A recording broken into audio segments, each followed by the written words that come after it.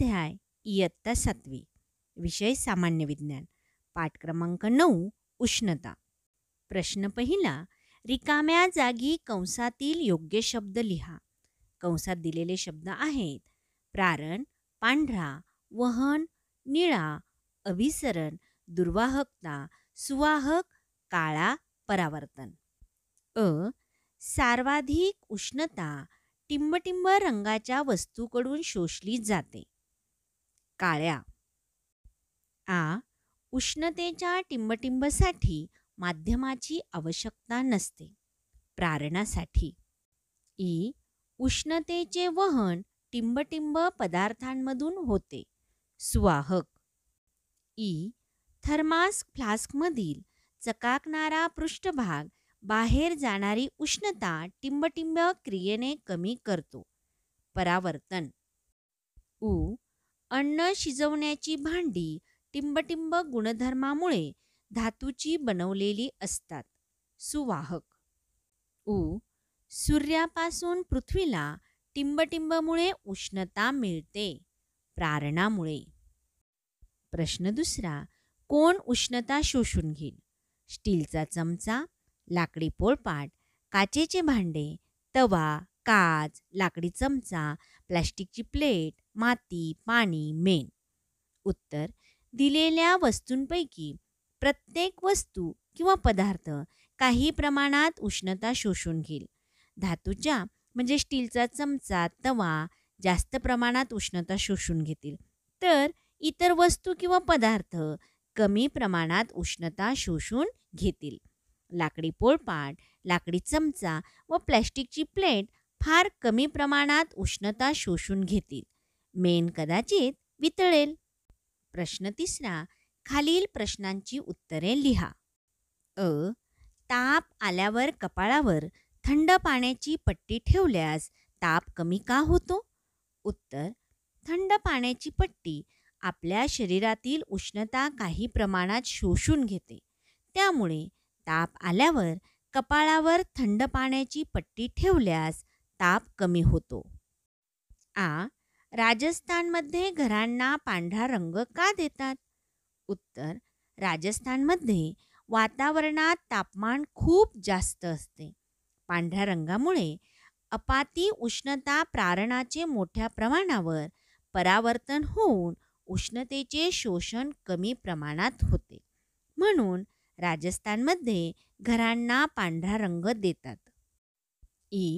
उष्णतेच्या संक्रमणाचे प्रकार लिहा. उत्तर. उष्णतेच्या संक्रमणाचे प्रकार वहन, अभिसरण व प्रारण. खारे वारे व मतलई वारे उष्णता संक्रमणाच्या कोणत्या प्रकारावर आधारलेले आहेत ते स्पष्ट करा. उत्तर. दिवसा सूर्याकडून मिळणाऱ्या उष्णता प्रारणामुळे जमीन लवकर तापते व जमिनीलगतची हवेची घनता कमी झाल्याने ती वर जाते. यावेळी समुद्रावरील त्या मानाने कमी तापमानाची व जास्त घनतेची हवा जमिनीच्या दिशेने वाहते. उष्णतेच्या अभिसारणाने खारे वारे वाहतात. रात्री जमीन लवकर थंड होते, त्यामुळे जमिनीलगतच्या हवेची घनता अधिक होते. त्या मानाने समुद्रावरील हवेचे तापमान अधिक असते व घनता कमी असते. अशा वेळी जमिनीवरची हवा समुद्राच्या दिशेने वाहते. उष्णतेच्या अभिसरणाने मतलई वारे वाहतात. अंटार्क्टिका खंडातील पेंग्विन पक्ष्यांना रंग वरून काळा का असतो? उत्तर. अंटार्क्टिका खंडात वातावरणाचे तापमान कमी असते. काळ्या रंगाच्या पदार्थावर किंवा वस्तूवर पडणाऱ्या उष्णता प्रारणाचे मोठ्या प्रमाणावर शोषण होते. पेंग्विन पक्ष्यांचा रंग वरून काळा असल्याने उष्णतेचे मोठ्या प्रमाणावर शोषण होऊन त्यांना त्यांच्या शरीराचे तापमान कायम राखण्यास त्याची मोठी मदत होते. खोलीमध्ये हीटर खाली व वातानुकूलन यंत्रे भिंतीवर उंचावर का बसवलेली असतात? उत्तर.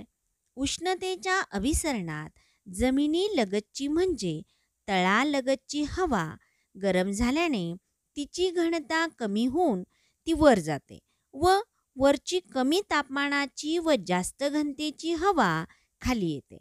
त्यामुळे अभिसरण प्रवाह तयार होतात. म्हणून खोलीमध्ये हीटर खाली व वातानुकूलन यंत्रे भिंतीवर उंचावर बसवलेली असतात. प्रश्न 4, शास्त्रीय कारणे लिहा. अ.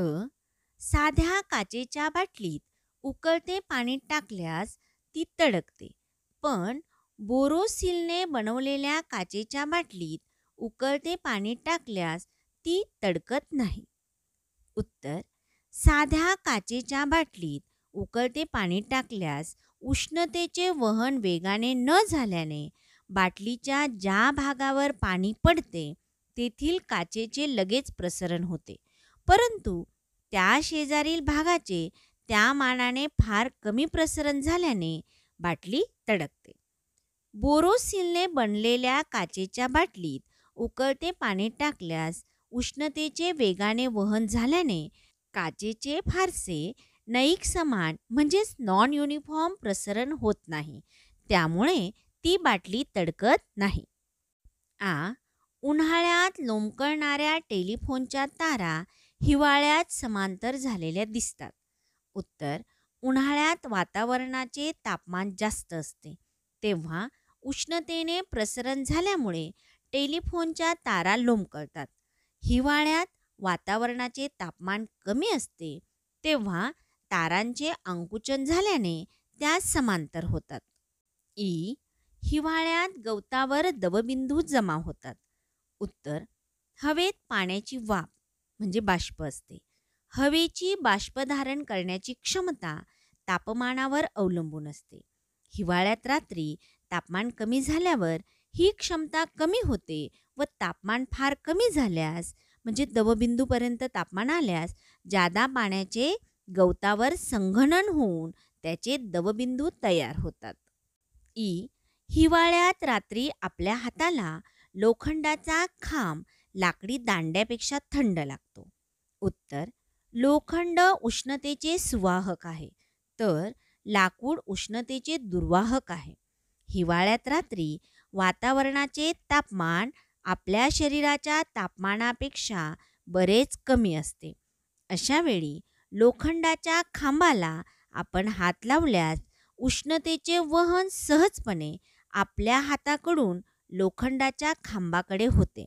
त्यामुळे आपल्या हाताला तो खांब थंड लागतो. मात्र लाकडी दांड्याला हात लावल्यास त्या प्रमाणात उष्णतेचे वहन न झाल्याने तो लोखंडी खांबासारखा थंड लागत नाही. चला तर आपण आता पुस्तकातील इतर प्रश्न अभ्यासूया. सांगा पाहू. कढईत बासुंदी ढवळणारा हलवाई झाऱ्याच्या टोकाला कापड का बांधून ठेवतो? फुलपात्रातून गरम दूध पिताना आपण फुलपात्र रुमालात का धरतो? उत्तर. जेव्हा आपण गरम वस्तू थंड वस्तूच्या सानिध्यात नेतो तेव्हा थंड वस्तू गरम होते व गरम वस्तू थंड होते. म्हणजेच उष्णतेचे संक्रमण गरम वस्तूकडून थंड वस्तूकडे होते. उष्णतेचे संक्रमण म्हणजे उष्णतेचे एका स्थानाकडून दुसऱ्या स्थानाकडे जाणे होय. यावरून गरम बासुंदी ढवळताना त्यातील उष्णता झाऱ्याच्या टोकापर्यंत येऊन आपल्याला ती उष्णता जाणवू शकते. यामुळे झाऱ्याच्या टोकाला कापड बांधले जाते. त्याचप्रमाणे गरम दुधाचा चटका आपल्याला बसू नये म्हणून फुलपात्र रुमालात धरले जाते. जरा डोके चालवा. आपण हिवाळ्यामध्ये लोकरीचे कपडे का घालतो? उत्तर. लोकर ही उष्णतेचे दुर्वाहक आहे. आपल्याला थंडी वाजू नये, आपल्या शरीराचे तापमान कमी होऊ नये यासाठी आपण हिवाळ्यामध्ये लोकरीचे कपडे वापरतो. उन्हाळ्यात पांढरे तर हिवाळ्यात गडद किंवा काळ्या रंगाचे कपडे का वापरतात? उत्तर. पांढरे कपडे आपाती उष्णता प्रारणाचा बराचसा भाग परावर्तित करतात. त्यामुळे आपल्याला जास्त गरम वाटत नाही, म्हणून उन्हाळ्यात पांढरे कपडे वापरतात. गडद किंवा काळ्या रंगाचे कपडे आपाती उष्णता प्रारणाचा बराचसा भाग शोषून घेतात.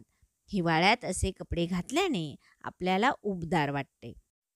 रेल्वेचे रूळ, सिमेंट कॉन्क्रीटचे पूल यांच्या सांध्यांमध्ये फट का ठेवली जाते?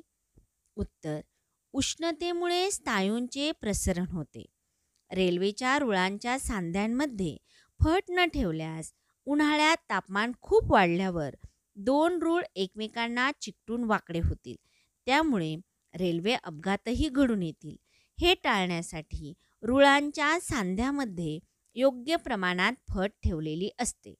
याच कारणासाठी सिमेंट कॉन्क्रीटच्या पुलाच्या सांध्यांमध्ये योग्य प्रमाणात फट ठेवलेली असते. तापमापीमध्ये पारा, अल्कोहोल यांचा वापर का करतात? उत्तर: तापमापीमध्ये पारा वापरतात कारण पाऱ्याच्या गोठणांकात आणि उत्कलनांकात खूप अंतर आहे. पाऱ्याचा गोठणांक -39° आणि उत्कलनांक 375° आहे. पारा चमकदार असल्याने तो चटकन दिसतो. पारा काचेला चिकटत नाही. पाऱ्याचे प्रसरण नियमित आणि एकसारखे होते. ते कायम असते. पाऱ्याचा गोठणांक -39° असल्याने त्यापेक्षा कमी तापमानासाठी पारा भरलेला तापमापी वापरता येत नाही. अल्कोहोलचा गोठणांक सुमारे -115° असल्याने अशा वेळी अल्कोहोल भरलेला तापमापी वापरतात. माहिती मिळवा. थर्मोवेअर म्हणजे काय? उत्तर: आपण सर्वप्रथम थर्मोवेअरची रचना बघूया. थर्मोवेअरमध्ये एकात एक बसवलेली दोन भांडी असतात. बाहेरचे भांडे प्लॅस्टिकचे असते तर आतील भांडे चकचकीत धातूचे असते. दोन्ही भांड्यात हवा असते. आता आपण थर्मोवेअरचे कार्य बघूया. बंदिस्त हवा ही उष्णतेची दुर्वाहक असते. त्यामुळे वहनाने आणि अभिसरणाने भांड्यातील उष्णता बराच काळ फारशी बाहेर जात नाही.